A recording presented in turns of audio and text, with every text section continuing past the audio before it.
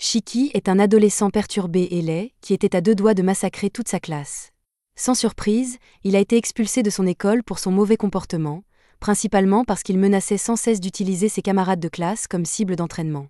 Il essaie de faire comme si son expulsion lui était indifférente, mais honnêtement, vu la tournure que prend sa vie en ce moment, il sait qu'il va probablement passer le reste de son existence à retourner des hamburgers chez Mickey de S. Quelques instants plus tard, le père de Shiki fait irruption dans la pièce et frappe Shiki à la tête parce qu'il vient de recevoir la lettre l'informant de l'expulsion de son fils. Il n'arrive pas à croire que Shiki se soit fait renvoyer de l'école comme ça, et il est tellement en colère qu'il essaie de frapper Shiki à nouveau, mais Shiki s'est déjà adapté à son mode d'attaque, alors il esquive et saute sur son lit.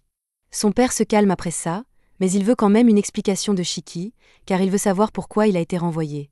Il veut également savoir comment Shiki a réussi à se procurer toutes les armes qu'il garde dans sa chambre, car ce genre de matériel coûte cher et n'est pas légal. Il dit à Shiki qu'il doit arrêter de se comporter ainsi avant de gâcher sa vie, mais cela touche une corde sensible chez Shiki, qui crie à son père qu'il est content qu'il ne soit pas lié par le sang, car il ne voudrait jamais finir comme lui. Cette dernière remarque blesse profondément le père de Shiki, et Shiki sait qu'il est allé trop loin, mais avant qu'aucun des deux ne puisse ajouter un mot, le téléphone sonne dans le magasin d'alcool que possède le père de Shiki, qui descend donc pour répondre. Quand il décroche, il est surpris de découvrir qu'il s'agit d'une grosse commande de bière, mais comme il n'a pas beaucoup de clients, il est heureux de la prendre.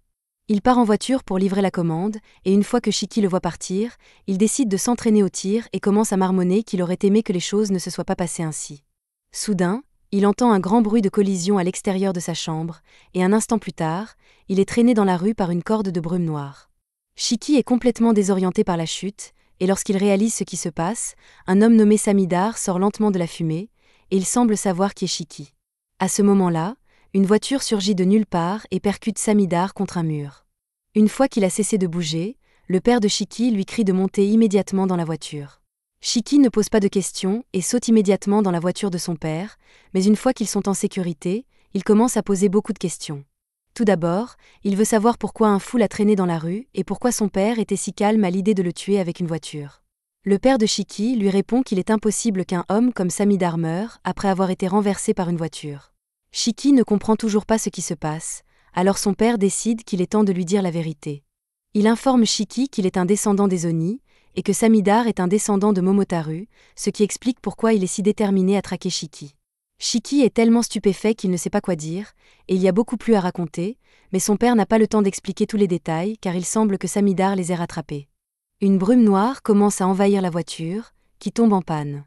Le père de Shiki est donc obligé de se diriger vers une usine abandonnée à proximité afin qu'il puisse s'échapper. Une fois sorti, Shiki se retourne et voit la voiture recouverte de cette étrange brume noire, mais avant qu'il n'ait le temps de demander ce que c'est, la voiture explose dans une énorme boule de feu. Dans le chaos, le père de Shiki détourne son regard de Shiki pendant une seconde, et dans ce court laps de temps, Shiki est kidnappé par Samidar. À l'intérieur de l'entrepôt, Samidar utilise sa brume noire pour retenir Shiki en l'air. Lorsqu'on lui demande pourquoi il fait cela, il répond simplement que tous ceux qui possèdent du sang Oni ne sont rien d'autre que des parasites à exterminer. Samidar s'apprête à exécuter Shiki une bonne fois pour toutes, mais avant qu'il ne puisse le faire, le père de Shiki arrive pour l'en empêcher. En entrant, il explique que toutes les légendes de Momotaru et des Oni sont vraies, et que la bataille fait rage depuis des millénaires. Au fil des générations, les descendants de Momotaru ont tous pris la responsabilité d'éliminer les Oni, ce qui a donné naissance à l'agence Momotaru. Shiki est toujours perplexe face à tout cela, mais son père ne s'attendait pas à ce qu'un raté comme lui comprenne immédiatement. Pour l'instant, il dit à Shiki de rester où il est et de le laisser s'occuper de Samidar. Mais dès que Samidar apprend que le père de Shiki a l'intention de le défier, il crée 2 épées à partir de la brume noire et charge à une vitesse stupéfiante. Cependant, le père de Shiki sort sa propre lame de brume et bloque l'attaque. La brume noire est une caractéristique unique que seuls les descendants de Momotaru possèdent, et c'est là que l'histoire du père prend toute son ampleur. Le père de Shiki était en fait un ancien membre de l'agence Momotaru qui travaillait autrefois aux côtés de Samidar. Il s'appelait autrefois Tsuyoshi Momo. Cependant, il a abandonné cette vie il y a longtemps afin d'élever Shiki loin des regards de l'agence, mais malheureusement, il n'a pas pu garder Shiki caché éternellement. Samidar demande à Tsuyoshi s'il a oublié à quel point les Oni sont dangereux, mais Tsuyoshi ne veut pas en parler. Tout ce qu'il veut, c'est protéger Shiki. Tsuyoshi se bat vaillamment contre Samidar, mais celui-ci finit par le rattraper et, en un instant, la poitrine de Tsuyoshi est ouverte. Il tombe au sol, inconscient, et Shiki est horrifié par ce qu'il vient de voir. Il se met à crier sur Samidar pour avoir blessé son père, Alors Samidar se tourne vers lui et se prépare à achever Shiki, mais avec le peu de force qui lui reste, Tsuyoshi attrape sa jambe pour l'empêcher d'atteindre Shiki. Samidar demande à Tsuyoshi pourquoi il va si loin pour protéger un enfant Oni, mais celui-ci répond qu'un père n'a pas besoin de raison pour protéger son fils. Shiki n'est peut-être pas le meilleur élève, ni la meilleure personne, d'ailleurs, et il a peut-être du sang Oni dans les veines, mais il n'a jamais fait de mal à personne. Alors Tsuyoshi demande à Samidar comment il peut se résoudre à tuer un enfant innocent comme celui-ci. Les paroles de Tsuyoshi font mal à Samidar, qui regrette tout ce qu'il a fait ces derniers temps, mais il ne veut plus écouter cela, alors il invoque son épée et se prépare à achever Tsuyoshi. Shiki est impuissant alors qu'il regarde son père sur le point de mourir aux mains de Samidar, et la seule pensée qui lui traverse l'esprit à ce moment-là est à quel point il veut tuer Samidar. Le sang commence à couler de tous les orifices de son corps alors que son esprit est submergé par une haine pure, et lorsque Samidar reporte son attention sur Shiki, celui-ci n'est plus là. L'instant d'après, Samidar entend le bruit de plusieurs armes à feu qu'on arme près de sa tête, et il est tellement surpris qu'il recule instinctivement, évitant de justesse l'attaque, mais il ne sait toujours pas où se trouve Shiki. À ce moment-là, il voit une goutte de sang tomber sur le sol, alors il lève les yeux et aperçoit Shiki, réveillé, suspendu au plafond. Samidar n'arrive pas à croire que Shiki ait pu réveiller ses pouvoirs d'Oni et contrôler son sang en si peu de temps, mais ce qui rend les Oni vraiment terrifiants, c'est leur manque total d'humanité, qui les rend incroyablement brutaux. Samidar prépare son épée en prévision de la prochaine attaque de Shiki, mais lorsque celui-ci commence à lui lancer des missiles de sang, Samidar se rend compte qu'il ne peut pas faire face et se met à fuir. Il parvient finalement à échapper aux rayons de l'explosion, mais cela ne signifie pas que la bataille est terminée, car Shiki émerge de la fumée et donne un coup de pied si violent à Samidar qu'il le projette dans un tas de gravats et le laisse à peine conscient. Shiki se tient alors au-dessus de lui et déchaîne toutes les armes qu'il a stockées dans son arsenal. L'entrepôt est détruit dans le chaos, mais étonnamment, Samidar a réussi à survivre à l'attaque, et plus surprenant encore, Shiki se transforme soudainement en humain. Shiki est confus et se demande pourquoi son corps est couvert de sang, ce qui est une réaction normale compte tenu de la situation. Samidar prévoit de profiter de cette confusion pour achever Shiki avant qu'il ne se transforme à nouveau. Il se précipite vers Shiki, tout en répétant que tous les Oni doivent être éliminés sans exception. Shiki n'est pas encore capable de contrôler cette transformation à volonté, il est donc pour l'instant une proie facile. Cependant, alors que sa lame est sur le point de frapper, Tsuyoshi se jette devant lui et prend le coup à sa place. Samidar n'arrive pas à croire que Tsuyoshi soit prêt à sacrifier sa vie pour un Oni, mais Tsuyoshi se souvient des bons moments qu'il a passés avec Shiki et honnêtement, cela ne le dérange pas de mourir ici, car il a eu une vie bien remplie. Samidar est fatigué de ce combat, et toutes les destructions qu'ils ont causées commencent à attirer l'attention d'une foule.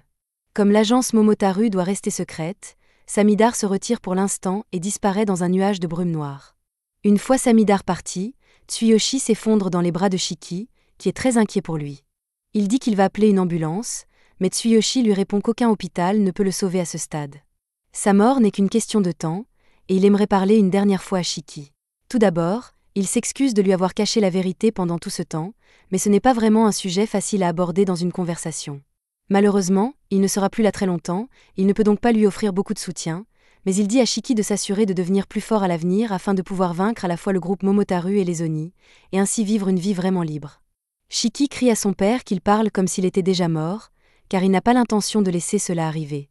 Il commence à porter Tsuyoshi à l'hôpital, et voir Shiki se montrer si attentionné à son égard fait sourire Tsuyoshi, mais ses blessures sont bien trop graves, et après avoir fait quelques pas, Tsuyoshi perd toutes ses forces et s'effondre sur le sol.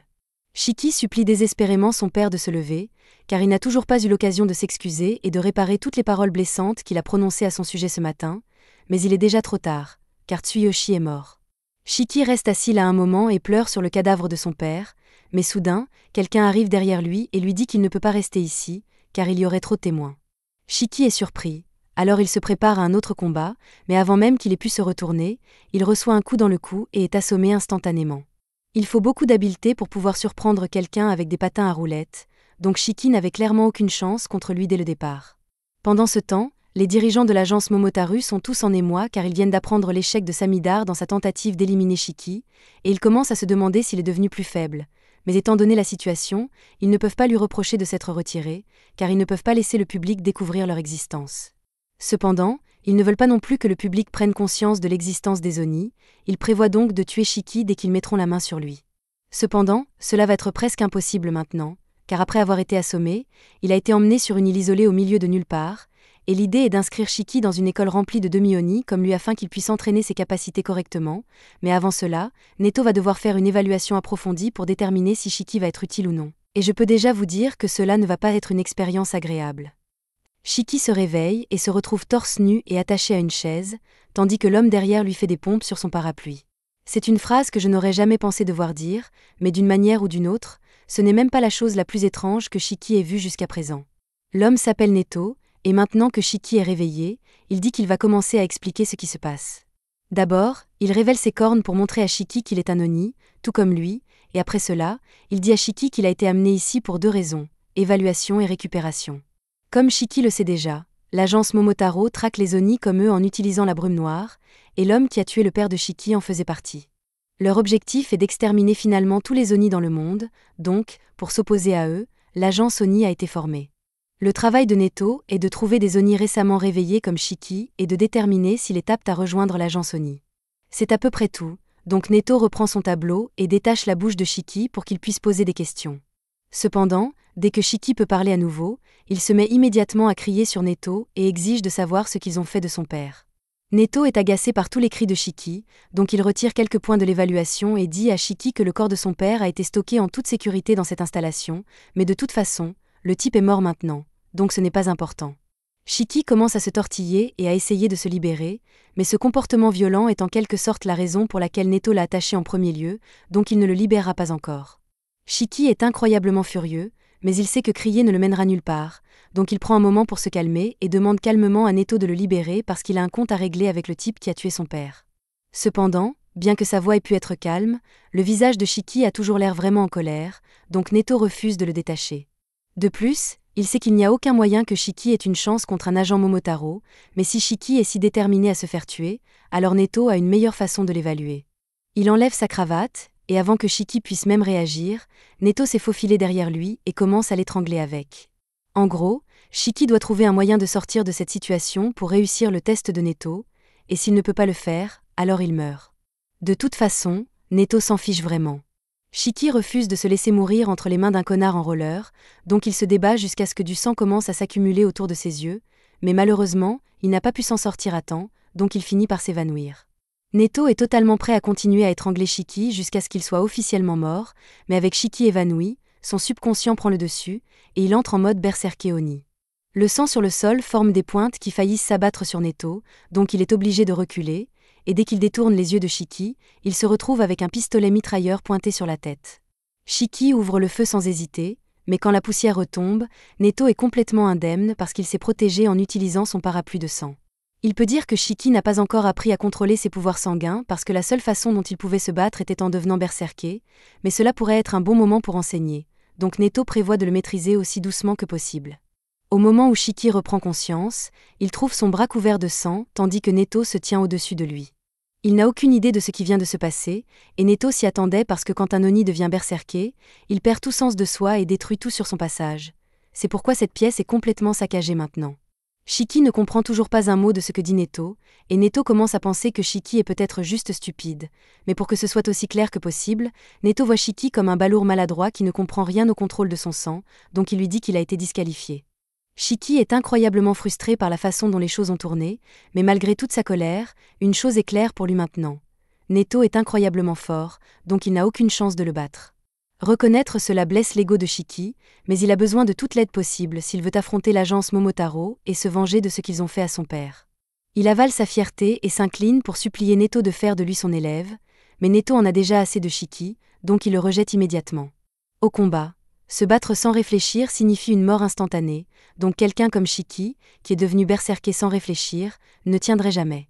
Il ne peut pas contrôler son sang correctement, et il est juste stupide, donc Neto ne veut pas d'un élève inutile comme lui.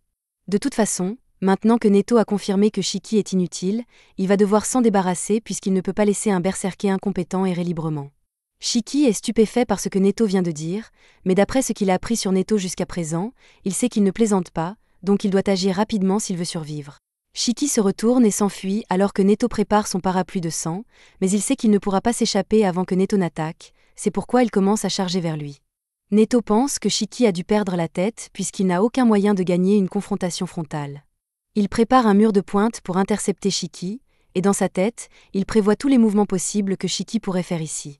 Il essaierait soit d'attaquer sur le côté, sauter par-dessus, ou reculer parce qu'il ne peut pas traverser ses pointes, et comme Neto l'avait prédit, Shiki choisit de sauter par-dessus les pointes. Mais ce que Neto n'avait pas anticipé, c'est le fait que Shiki a pu créer un pistolet en plein saut, donc il tire sur Neto en pleine tête à bout portant. Shiki est fier de lui d'avoir réussi à toucher Neto, mais Neto n'a pas été blessé par la balle de sang puisqu'il est bien plus fort que Shiki. Il est choqué que Shiki ait pu contrôler son sang, mais il pense que c'était juste un coup de chance puisque, à en juger, Shiki est sur le point de redevenir berserké. Il ne veut pas avoir à affronter à nouveau le diable tireur, donc Neto prépare son attaque ultime pour éliminer Shiki instantanément. Cependant, à sa surprise, Shiki parvient en fait à supprimer son mode berserké et reste en contrôle, donc peut-être que ce n'était pas un coup de chance après tout. Neto ne comprend pas comment Shiki a réussi à faire ça, donc il demande une explication à Shiki, et en gros, Shiki a vu Neto utiliser sa bague pour se couper le doigt afin de manifester son parapluie de sang, et il a juste essayé de copier pour produire un effet similaire. Il a en quelque sorte juste crié dans sa tête pour lui donner un pistolet, et finalement, son bras s'est transformé en pistolet, donc ça a bien marché pour lui. Neto a du mal à croire qu'une logique aussi stupide ait fonctionné, mais il ne peut pas nier que ce que Shiki a fait était efficace. Normalement, pour éviter de devenir berserké, un Oni devrait garder toutes ses émotions sous contrôle strict en tout temps, donc les têtes brûlées comme Shiki ont généralement du mal à contrôler leur sang et partent en vrille. Cependant, Shiki est différent, c'est plus comme s'il avait tabassé toutes ses émotions et fait fonctionner son mode berserké pour lui. C'est une méthode grossière, mais la puissance qu'elle a permis à Shiki d'utiliser était certainement explosive. Shiki dit à Neto que tout ce qu'il veut, c'est devenir assez fort pour tuer l'homme qui a tué son père, donc Shiki promet qu'il fera de son mieux pour apprendre tout ce que Neto lui enseignera s'il accepte de le prendre comme subordonné. Shiki est très sincère en ce moment, et Neto peut le voir, mais il rejette tout de même la demande de Shiki. Ce que Shiki vient de faire n'était rien de moins qu'un pari de mort, et il n'avait aucun plan de secours prêt au cas où il perdrait effectivement le contrôle, donc Neto pense toujours qu'il est incompétent. Cependant, cela ne signifie pas que Shiki est complètement désespéré, donc Neto a décidé de le prendre comme élève après tout, donc il annule l'exécution de Shiki. Il n'expliquera pas ce que Shiki a fait pour changer d'avis, mais ce qui est important, c'est qu'il pense que Shiki a du potentiel, et il ne veut pas voir cela gaspillé. L'île sur laquelle il se trouve s'appelle Onigashima, et en son centre se trouve une école construite spécifiquement pour les Oni, l'Académie Resetsu. Il dit à Shiki que l'Académie est une école militaire qui entraîne les Oni à combattre l'agence Momotaro, mais Shiki est plus préoccupé par le fait qu'il est apparemment sur une île en ce moment. Neto pique Shiki au visage pour avoir parlé de choses sans rapport alors qu'il est encore en train d'expliquer, et ensuite il déclare qu'il est le professeur principal de cette académie, donc à partir de maintenant, il sera responsable de Shiki et des autres élèves.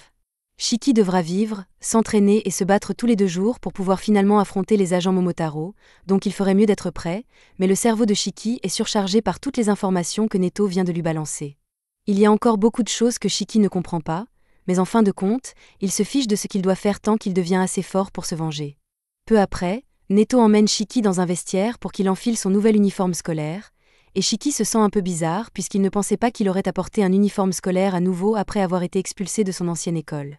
Neto dit à Shiki qu'il y a quelques autres élèves dans sa classe, mais parmi eux tous, Shiki est de loin le plus faible, donc il ferait mieux de ne pas chercher de bagarre. Au fait, Shiki demande à Neto où est son père. Donc Neto explique qu'ils ont gardé le corps du père de Shiki dans la morgue, et les arrangements pour les funérailles sont sa décision à prendre. L'humeur joyeuse de Shiki baisse quand on lui rappelle que son père est mort, mais Neto lui dit qu'il ne sert à rien de se morfondre dans ses regrets. Au lieu de cela, il devrait se concentrer sur le fait de devenir plus fort pour ne plus jamais avoir à vivre ce genre de regrets. Cela dit, Neto ne veut pas perdre plus de temps à rester planté ici, donc il part en roller et dit à Shiki qu'il n'a que 15 secondes pour arriver en classe avant d'être en retard. Shiki ne pense pas que ce soit juste, mais il n'a pas le choix, donc il court aussi vite qu'il peut pour le rattraper. Ils finissent par arriver à la porte de la classe, et Shiki essaie de trouver la façon la plus cool de se présenter à la classe, mais Neto déteste perdre du temps comme ça, donc il donne juste un coup de pied à Shiki, et Shiki tombe à plat ventre, se donnant un saignement de nez. Une fois que Shiki réalise que son nez saigne, il demande à la première personne qu'il voit de lui donner un mouchoir, mais Jin lui dit de juste la fermer et de se taire. La réponse de Jin énerve Shiki, donc il se met dans le visage de Jin pour ça. Jin n'est pas le seul autre élève dans cette classe, il y a Kina, Juju, Homer et Akari, une casse-cou dès le premier jour, mais pour l'instant, Shiki se fiche complètement des autres parce qu'il a un compte à régler avec Jin. Juste alors, Shiki et Jin se retrouvent soudainement assis l'un à côté de l'autre avec Neto debout derrière eux, et aucun des deux n'a pu sentir Neto bouger à l'instant, donc ils sont tous les deux paralysés de peur. Cependant, Shiki se plaint toujours qu'il ne veut pas avoir à s'asseoir à côté de quelqu'un comme Jin. Malheureusement, Neto se fiche complètement des problèmes personnels de Shiki, donc il continue avec l'annonce de la classe et informe tout le monde qu'aujourd'hui, ils vont jouer à un jeu de chat. Shiki est confus et pense que chat pourrait être un mot de code dans cette école, mais non, c'est juste un jeu de chat. Neto dit que les élèves devront traverser la forêt et arriver au but pour gagner, mais Neto viendra après eux, et quiconque il attrape sera expulsé sur le champ. Pour rendre les choses un peu plus équitables, il dit qu'il n'utilisera pas du tout son sang, tandis que les élèves sont autorisés à utiliser autant de sang qu'ils veulent. Cependant, il avertit que s'ils deviennent berserkers, alors il sera obligé d'utiliser son sang aussi, et ça ne finira pas bien pour eux. Jin demande à Neto ce qui se passe s'il le tue accidentellement pendant ce jeu, et Neto répond que si quelqu'un est capable de le tuer, il obtiendra immédiatement son diplôme et sera affecté à une unité de son choix, donc ils sont libres d'essayer, mais il ne rendra pas les choses faciles. Tout le monde semble excité par le jeu, maintenant qu'ils connaissent les récompenses, mais Shiki semble un peu hésitant parce qu'il n'est pas encore habitué à tout ça. Cependant, un petit inconfort ne l'empêchera pas de donner le meilleur de lui-même, donc il dit à Neto de venir. Mais avant cela, il y a une autre règle que Neto a oublié de mentionner. Pour gagner ce jeu, ils devront avoir l'une de ces balles lorsqu'ils franchiront la ligne d'arrivée, mais leur remettre serait trop simple, alors Neto lance les balles loin dans la forêt. Il divise ensuite tout le monde en différents groupes, le premier groupe étant composé de Omar, Shiki et Jin. Le deuxième groupe comprend Hikari et Guji, et le troisième groupe sera composé de Rokuro et Kina. Les groupes de 2 membres devront s'affronter pour obtenir une balle et atteindre l'objectif, mais quant au groupe de Shiki, les 3 membres devront se disputer 2 balles, et celui qui ne parviendra pas à en obtenir une sera expulsé. Shiki tente de s'opposer à cette décision, car il ne veut pas être dans le même groupe que Jin, mais Neto lui dit que s'il ne veut pas participer au jeu, il sera immédiatement expulsé. Shiki n'a donc pas d'autre choix que de se taire et de se plier aux règles du jeu. À ce moment-là, Omar s'approche de Shiki et lui dit qu'il n'a pas à s'inquiéter pour elle, car elle promet de ne pas se mettre en travers de son chemin. Mais pendant qu'elle dit tout cela, la seule chose qui traverse l'esprit de Shiki à ce moment-là est « Waouh, une fille me parle vraiment ». C'est la première fois qu'une telle chose lui arrive, alors il jure immédiatement qu'il protégera Omar jusqu'à la mort, mais elle ne lui demandait pas tout cela, elle ne veut simplement pas avoir à se battre. Elle se rend ensuite auprès de Jin pour lui demander d'y aller doucement avec elle, mais Jin l'ignore complètement, alors elle fond en larmes et essaie de cacher son visage dans la terre, prise d'angoisse. Shiki crie sur Jin pour avoir fait pleurer Omar, mais Jin lui répond que s'il tient tant à se faire des amis ici, il ferait mieux de démissionner tout de suite, car il n'y a aucune chance qu'il arrive à obtenir son diplôme sans être expulsé. Shiki rétorque qu'il a ses raisons d'être ici et qu'il ne se laissera pas expulser avant d'avoir atteint ses objectifs, mais connaissant Shiki, Jin suppose que son objectif doit être quelque chose d'inutile, alors il ne le prend pas au sérieux. Entendre Jin se moquer de ses objectifs énerve vraiment Shiki, alors quand le jeu commence enfin, il ignore complètement l'objectif principal et poursuit Jin pour se battre avec lui. Omar reste là pendant quelques secondes, perplexe, jusqu'à ce qu'elle réalise qu'elle est censée courir après eux aussi. Dans la forêt, Jin saute d'arbre en arbre, concentré sur la recherche des orbes, mais tout à coup, Shiki apparaît derrière lui et tente de frapper Jin à la tête avec un bâton. Il est prêt à laisser passer beaucoup de choses, mais qualifier son objectif d'insignifiant est quelque chose que Shiki ne peut pas ignorer, il va donc devoir donner une leçon à Jin. Jin est agacé par le harcèlement constant de Shiki, mais après tout, il s'agit d'une compétition, il ne devrait donc pas y avoir de problème s'il en profite pour réduire Shiki en bouillie. Il enlève alors ses gants et passe son doigt sur ses bras, créant plusieurs scies circulaires à partir du sang qui en résulte. Shiki est choqué que Jin ait pu utiliser ses pouvoirs sanguins aussi facilement, mais il ne peut pas lui montrer qu'il est impressionné, alors il essaie de faire la même chose et mord l'un de ses doigts pour faire couler du sang. Malheureusement, cela ne fonctionne absolument pas, et crier sur son bras ne va pas l'aider, alors Shiki décide de s'en prendre à Jin avec un simple bâton. Cependant, cela se passe comme on pouvait s'y attendre lorsqu'on affronte un Chainsaw Man pirate, et le bâton de Shiki est coupé en 2. Franchement, il a de la chance que sa tête soit toujours attachée à son corps. Pendant ce temps, Omar marche dans la forêt, à la recherche de Jin et Shiki, car elle a entendu un bruit étrange provenant de cet endroit, mais elle trébuche sur une branche et tombe tête la première sur le sol, se blessant au nez. Elle commence alors à sombrer dans la dépression, se sentant inutile, car elle est bien trop nulle pour rester inscrite dans cette école, et encore moins pour obtenir son diplôme. Pendant un instant, elle se remonte le moral en se rappelant que Shiki l'a aidée, mais cela ne fait que la rendre encore plus malheureuse, car elle est incapable de faire quoi que ce soit toute seule. Pour l'instant, elle décide de continuer à se diriger vers l'endroit d'où provenaient les bruits, sans se rendre compte qu'une des sphères se trouvait à proximité depuis le début. Pendant ce temps, à l'extérieur de la forêt, les autres peuvent entendre les bruits provenant du combat entre Jin et Shiki, et Hikari commence à être vraiment excité. Alors il veut se joindre à eux, mais Guji leur rappelle que ce n'est pas encore leur tour. Les choses ne s'annoncent pas bien pour Shiki, car non seulement il ne peut pas utiliser ses armes de sang comme Jin, mais en plus, Jin est bien meilleur que lui au combat, et Shiki se fait donc tabasser. Il fait de son mieux pour riposter, mais Jin est trop rapide pour lui, et avant même qu'il ne s'en rende compte, il se retrouve à terre. Jin en a assez de battre Shiki, alors il lui dit de rester à terre afin qu'il puisse terminer le défi sans plus être interrompu. Cependant, Shiki refuse d'abandonner, alors Jin décide de l'achever avec un coup de sang, mais juste au moment où le coup va l'atteindre, Omar sort des buissons et se met en ligne de mire. Heureusement, Shiki parvient à la pousser hors de danger avant que quelque chose de grave ne se produise, mais il se fait entailler le bras dans la manœuvre et saigne légèrement. Quand Omar s'en rend compte, elle commence à s'excuser sans cesse d'être la cause de la blessure de Shiki. Shiki essaie de lui dire que ce n'est pas grave, mais Omar ne l'entend pas, trop occupé à se maudire d'être un tel fardeau. Soudain, son sang commence à réagir à son intense haine de soi, et sous les yeux de Shiki, un monstre de sang géant se forme. Jin est tout aussi choqué par ce qu'il voit. Il savait déjà que les Oni avaient plus de sang dans leur organisme que les humains, mais même selon les normes des Oni, c'est une créature de sang ridiculement grande. Omar supplie les deux hommes de s'enfuir, car s'ils ne le font pas, le monstre les tuera, et elle ne pourra rien y faire. Pendant ce temps, Neto se trouve ailleurs dans la forêt, attendant que les élèves se ressaisissent, quand soudain, il reçoit la visite du directeur de l'école. Le directeur se dit surpris que Neto ait choisi de confier aux nouveaux élèves une mission de vie ou de mort dès leur premier jour, alors qu'ils étaient censés suivre une orientation, mais Neto pensait qu'une expérience pratique serait plus efficace que de leur expliquer les choses dans une salle de classe. Plusieurs Oni meurent chaque année, et certaines personnes sont tuées simplement parce qu'elles sont apparentées à un Oni, mais les plus malchanceux sont ceux qui sont capturés vivants et utilisés comme cobayes par l'agence Momotaro.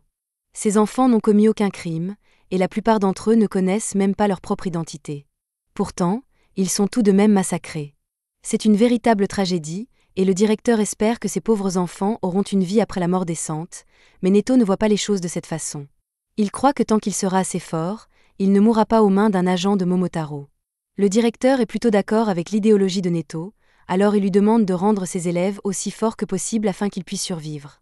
De retour sur le champ de bataille, Shiki a réussi à échapper à l'attaque du monstre, et Jin s'est précipité pour le détruire, mais le corps du monstre est trop épais pour qu'il puisse le couper en deux avec ses scies circulaires. Shiki appelle Omar et lui demande de faire quelque chose contre son monstre, mais malheureusement, elle n'a aucun contrôle sur lui et elle est trop faible pour faire quoi que ce soit pour le moment. Omar s'évanouit peu après, alors Shiki court vers elle car il veut l'éloigner du monstre le plus vite possible. Cependant, alors qu'il s'approche, le monstre cesse d'attaquer et commence instinctivement à protéger Omar, comme si son sang avait une volonté propre. Le monstre de sang considère clairement Shiki et Jin comme une menace, alors il crache une tonne de sang et inonde la zone. Il est impossible que cela ait été une utilisation efficace du sang de Omar, et même si elle a plus de sang que la moyenne des Oni, ses réserves doivent être faibles. Même si elle supplie Shiki de s'enfuir et de la laisser derrière lui, il refuse. Il a déjà vu quelqu'un qui lui était cher mourir sous ses yeux, et c'est vraiment horrible, alors il ne va pas la laisser mourir ici. Le monstre recouvre Omar et pousse un cri que tout le monde dans la forêt peut entendre, ce qui suffit à attirer l'attention de Neto, mais celui-ci n'a pas l'intention de s'en mêler, car il veut voir comment les enfants vont s'en sortir tout seuls. Shiki tente de libérer son sang en frottant sa main contre le sol comme il a fait contre Neto, mais Neto sait déjà que cela ne fonctionnera pas cette fois-ci. C'était un miracle sur 100 que Shiki ait réussi à le faire plutôt sans entraînement formel ni compréhension du fonctionnement de la libération de sang, mais sa chance ne peut pas durer éternellement. Shiki se rend compte qu'il est complètement impuissant dans cette situation, et il se sent incroyablement frustré car c'était la même chose lorsqu'il n'avait pas pu sauver son père. Alors que Shiki traverse cette crise, Jin lui dit d'arrêter de pleurer comme un bébé et s'avance pour affronter le monstre tout seul. Il enfonce ses 2 pouces dans ses bras, créant une tronçonneuse dans l'un et une scie circulaire dans l'autre. Neto voit cela et est très impressionné, car former 2 armes différentes en même temps nécessite un contrôle extraordinaire du sang. Le sang d'un Oni peut prendre n'importe quelle force ou forme requise par son utilisateur, à condition que celui-ci ait une image claire de ce qu'il veut créer. Souvent, la façon dont le sang se manifeste est liée à des traumatismes passés ou à des préférences et goûts personnels, c'est pourquoi on dit souvent que la libération de sang donne un aperçu du type de personne qu'est un Oni. Jin court le long du bras du monstre et, une fois assez près de sa tête, il tente de la trancher avec sa tronçonneuse. Cependant, à la dernière seconde, le monstre parvient à se protéger en sacrifiant l'un de ses bras, ce qui laisse beaucoup de travail à Jin. Et tandis que Jin est occupé à sauver la situation, Shiki est coincé sur la touche, ce qui le fait se sentir comme un vrai loser. Il ne comprend pas comment Jin peut utiliser son pouvoir sanguin si facilement, alors que Shiki n'arrive pas à manifester quoi que ce soit.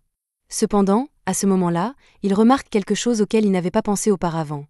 toutes les armes créées par Jean sont liées à la coupe, et le pouvoir sanguin de Omar doit être le monstre qui tente de la protéger. Peut-être que le sang libéré est unique à chaque individu, et si c'est le cas, alors il sait exactement ce que sera le sien. Jean continue de faire de son mieux pour combattre le monstre, mais il est pris au dépourvu lorsque celui-ci lui crie dessus et lui crève les tympans, le mettant ainsi hors de combat. Neto suppose que Jean a atteint ses limites, il est donc enfin prêt à intervenir pour sauver les enfants, mais avant qu'il ne puisse le faire, Shiki crie derrière Jean, qui se retourne et est choqué de voir Shiki avec un énorme pistolet de sang attaché à son bras. Le monstre tente d'écraser Shiki dès qu'il le remarque, mais celui-ci parvient à l'esquiver et se prépare à tirer avant de lancer une explosion qui détruit complètement le monstre de sang d'un seul coup. La puissance de cette explosion était si immense qu'elle a en fait provoqué une pluie, même si cela n'a pas vraiment de sens. Mais aussi impressionnant que cela ait été, cela a beaucoup épuisé Shiki, qui s'effondre au sol quelques instants plus tard. Neto s'approche et dit à Shiki qu'il a utilisé beaucoup trop de sang d'un seul coup, et qu'il doit encore beaucoup travailler son contrôle, mais même pour quelqu'un qui a dû utiliser tout son sang pour une seule attaque, ce niveau de puissance était incroyable. Neto explique à Shiki que, dans le pire des cas, utiliser trop de sang pourrait le tuer, mais Shiki s'en était déjà rendu compte, et c'est précisément pour cette raison qu'il tenait tant à sauver Omar. Il demande à Neto de s'occuper d'abord d'elle, car elle a davantage besoin d'aide que lui pour le moment. Mais avant que Neto ne puisse faire quoi que ce soit, Jean surgit de nulle part et tente de trancher la tête de Neto. Neto réagit assez rapidement pour forcer Jean à battre en retraite. Neto lui dit qu'Omar a besoin d'un traitement d'urgence, et que ce n'est vraiment pas le moment de se battre, mais Jean se moque complètement de son état. Il veut juste savoir si l'offre que Neto lui a faite plus tôt est toujours valable. Neto confirme que si Jean parvient à le tuer, il sera immédiatement diplômé et envoyé dans l'escouade de son choix, mais seulement s'il y parvient. Jean charge Neto et tente de le trancher avec ses scies sanglantes, mais Neto utilise son parapluie pour parer les coups et le nargue en lui disant que ses scies mal conçus ne parviendront jamais à trancher son parapluie. Jean prend cela comme un défi personnel, alors il se précipite pour essayer de couper le parapluie, mais Neto lui fait remarquer que son parapluie ne sert pas seulement à dévier les attaques. Il actionne un interrupteur, libérant de la fumée des plis du parapluie, mais il assure à Jean qu'elle n'est pas toxique et qu'il n'a donc pas à s'inquiéter de la respirer. Cependant, il est toujours difficile de voir à travers, alors Jean suppose que Neto va essayer de l'attaquer par surprise maintenant que sa vision est obscurcie. Il se prépare à contre-attaquer dès que Neto se rapproche suffisamment, mais avant même qu'il puisse réagir, il reçoit 3 balles dans le bras. Il court se mettre à l'abri derrière un arbre, et nous voyons que Neto a transformé son parapluie en fusil et tire sur Jean. Les balles sont en caoutchouc, donc la vie de Jean n'est pas en danger, mais cela fait quand même très mal, et Neto va continuer à lui tirer dessus jusqu'à ce qu'il tombe. Jean admet que cela lui rend la riposte difficile, mais il n'est pas encore à court d'astuces, alors il crée quelques scies supplémentaires sur son bras, et cette fois, il les lance sur Neto comme des projectiles. Neto est impressionné que Jean ait prévu un plan d'attaque pour les combats à distance, mais cela ne suffit pas, car lorsque Jean tente de s'approcher furtivement de lui en plein vol, Neto lui lance simplement une grenade, et il n'était pas du tout préparé à cela. Heureusement pour lui, il s'agit seulement d'une grenade fumigène, il n'explose donc pas, mais il ne voit plus rien et se prépare à essuyer d'autres tirs de Neto. Au contraire, Neto court derrière lui et lui assène un coup de poing dans le dos qui lui brise la colonne vertébrale. Il dispose même d'une physique ragdoll avancée amusante, mais Jean refuse d'abandonner. Neto lui dit qu'il était stupide de penser qu'il pouvait gagner alors qu'il était déjà blessé par son combat contre le monstre de Omar, et qu'en plus, il avait déjà utilisé beaucoup trop de sang, si bien qu'il pouvait à peine bouger. Il utilise son parapluie pour immobiliser Jean au sol et lui dit que s'il s'agissait d'un vrai combat, il serait déjà mort plusieurs fois. Il lui demande s'il est vraiment si désespéré de revoir son père, mais cette question choque Jean, car il ne sait pas comment Neto a découvert cela. Neto explique qu'il a fait quelques recherches sur Jean et qu'il sait donc beaucoup de choses à son sujet, comme le fait que son père est un agent Momotaro, et que dès que le père de Jean a découvert que sa femme et ses enfants avaient du sang au nid, il les a tous massacrés sans hésiter, laissant Jean comme seul survivant. Les cicatrices qui couvrent le corps de Jean lui rappellent ce que son père a fait à sa famille et les années qu'il a dû passer à survivre en mangeant tout ce qu'il pouvait avaler, même si c'était immangeable. Il n'abandonnera donc jamais tant qu'il n'aura pas retrouvé son père et qu'il ne l'aura pas éliminé de ses propres mains, même si cela doit lui coûter la vie. Neto n'avait aucun problème avec l'objectif de Jean jusqu'à présent, mais cette dernière partie sur la mort l'a vraiment énervé, alors il frappe la tête de Jean contre le sol et lui dit « Ça ne sert à rien d'avoir un objectif si tu ne vis pas assez longtemps pour le réaliser ». Peu après, Neto appelle l'infirmière de l'école pour qu'elle vienne s'occuper de Omar, qui est toujours inconsciente et ne peut plus participer à l'épreuve. Quant à Jean, Neto l'a attaché à un arbre pour l'empêcher de causer d'autres problèmes. Il ne reste plus que Shiki comme dernier participant, et heureusement, il a retrouvé suffisamment de force pour bouger à nouveau. Neto lui dit qu'il doit encore attraper une balle et se diriger vers la ligne d'arrivée, et il se trouve que Neto a justement une balle avec lui. Shiki a donc deux choix. Soit il combat Neto et prend la balle qu'il tient dans sa main, soit il s'enfuit et part à la recherche de la balle qui se trouve toujours dans la forêt. Shiki regarde Neto pendant quelques secondes, puis se met à courir, car il n'a aucune chance de battre Neto dans son état actuel. Neto lui laisse une petite longueur d'avance, puis se lance à sa poursuite, mais Shiki fait demi-tour et se retrouve à côté de Jin. Il sait qu'il ne peut pas battre Neto tout seul, mais que s'ils s'allient, ils ont peut-être une chance. Il propose donc de libérer Jin à condition qu'il l'aide. Jin refuse d'abord, car il pense qu'il serait humiliant d'accepter l'aide de Shiki, mais Shiki lui dit que sa fierté ne l'aidera pas à atteindre son objectif. Cela n'a pas beaucoup d'importance, mais la famille de Shiki a été tuée par un Momotaro, donc lui et Jin ont cela en commun. Et si cela peut l'aider à se venger, Shiki est prêt à travailler avec n'importe qui, même quelqu'un comme Jin. Neto continue de courir dans la forêt à la recherche de Shiki, et finit par l'apercevoir en train de courir vers la ligne d'arrivée, alors il lui barre la route. Shiki s'arrête net lorsqu'il voit Neto, et Neto lui rappelle que même s'il atteint la ligne d'arrivée, cela ne comptera pas s'il n'a pas l'une des balles avec lui. Mais au moment où il dit cela, Jin saute d'un arbre et tente de plaquer Neto. Neto le voit arriver et parvient à l'esquiver, mais il est sincèrement surpris que Jin et Shiki aient mis leurs différends de côté pour travailler ensemble. Il pense que leur plan aurait pu fonctionner s'ils n'avaient pas déjà utilisé tout leur sang, mais ils avaient en fait prévu un plan de secours. Jin a une pierre attachée à une corde sur son bras, et avant que Neto ne puisse réagir, il est déjà ligoté avec. Shiki attrape alors l'autre extrémité, et ensemble, lui et Jin essaient de faire perdre l'équilibre à Neto. Neto admet que c'est un plan intéressant, mais comme ils sont déjà fatigués, ils ne peuvent plus le maîtriser. Cependant, il s'avère que Jin avait encore un peu d'énergie en réserve, et il lance une scie sanglante sur Neto, le forçant à esquiver et à perdre son équilibre. Maintenant qu'il est déséquilibré, Shiki se précipite et lui arrache la balle des mains dès qu'il le peut. Le ballon roule vers Jin, et Neto est impressionné qu'ils aient réussi à le lui prendre, mais il pense que Jin et Shiki vont bientôt se disputer pour savoir qui aura le ballon, alors il va simplement le leur reprendre avant qu'ils n'atteignent la ligne d'arrivée.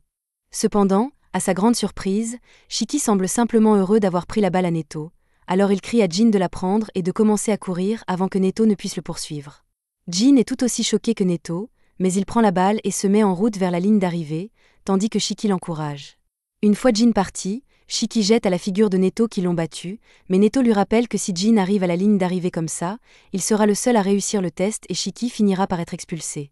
Shiki avait complètement oublié cette règle et il est dévasté, mais Jin est déjà loin, il n'y a donc aucun moyen pour lui de récupérer le ballon maintenant.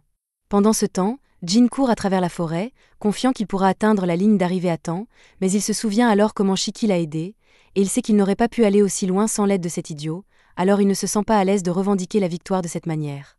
Il se retourne et crie qu'il préfère être expulsé plutôt que de gagner en utilisant quelqu'un d'autre. Il s'apprête donc à donner le ballon à Shiki, mais à ce moment-là, une petite mascotte rouge surgit devant eux. Neto leur explique qu'il s'agit de Muku, l'un des messagers de l'agence Oni, employé par Baku Express. Il transmet les messages efficacement et sans laisser de traces, mais s'il est ici, c'est qu'il doit se passer quelque chose de vraiment important. Neto lit le message et se rend compte qu'il s'agit d'un appel à l'aide de la succursale de Kyoto. Ils sont actuellement attaqués par l'agence Momotaro et ont besoin d'une aide immédiate. Neto doit donc se rendre sur place sans tarder. Pendant ce temps, à l'extérieur de la forêt, les autres attendent leur tour depuis longtemps et commencent à se demander si les autres sont morts à l'intérieur, mais ils voient alors Neto, Shiki et Jin sortir en courant. Guji remarque que Omar n'est pas avec eux, alors Neto explique qu'elle est dans un état critique et qu'elle a été envoyée à l'infirmerie pour se remettre, mais que ce n'est pas important pour le moment car ils viennent de recevoir un appel de détresse de Kyoto. Neto leur annonce donc que l'entraînement d'aujourd'hui est officiellement annulé et que tout le monde ici va l'accompagner à la succursale de Kyoto. En quelques heures, ils sont tous embarqués sur un bateau, mais Guji ne comprend toujours pas bien les détails. Alors il demande à Neto s'ils vont vraiment à la succursale de Kyoto qui est toujours activement attaquée. Neto leur répond qu'ils n'ont pas le choix, car toutes les autres classes sont actuellement en exercice sur le terrain et qu'il n'y a personne d'autre pour aider, mais il dit à tout le monde de ne pas trop s'inquiéter, car ils ne feront que des tâches de soutien pendant leur séjour là-bas. Kina demande pourquoi il leur a fait porter ces uniformes ridicules. Alors Neto explique que les uniformes scolaires normaux d'Oni se remarquent trop et qu'ils ne peuvent pas risquer d'attirer trop l'attention sur eux. Il souhaite donc que tout le monde ici se comporte comme des élèves normaux à partir de maintenant.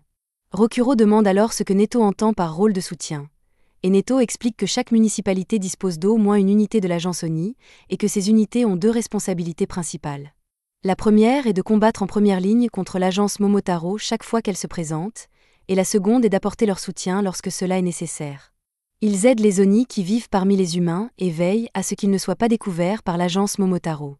Et comme les Oni ne peuvent pas consulter de médecins ordinaires, l'agence Oni fournit également des soins de santé gratuits et des soins médicaux d'urgence à tout Oni blessé au combat, et c'est ce qu'ils feront une fois arrivés sur place. Shiki est un peu contrarié d'être relégué à un rôle de soutien alors que cela pourrait être l'occasion pour lui de prendre sa revanche, mais Neto sait déjà ce qu'il pense, alors il lui dit que l'agent qu'il recherche n'est pas à Kyoto. L'agence Momotaro a également des opérations régionales, et l'agent actuellement en poste à Kyoto. Disons simplement qu'il n'est pas très stable mentalement. C'était la fin de l'épisode 4. Abonnez-vous pour ne pas manquer le prochain.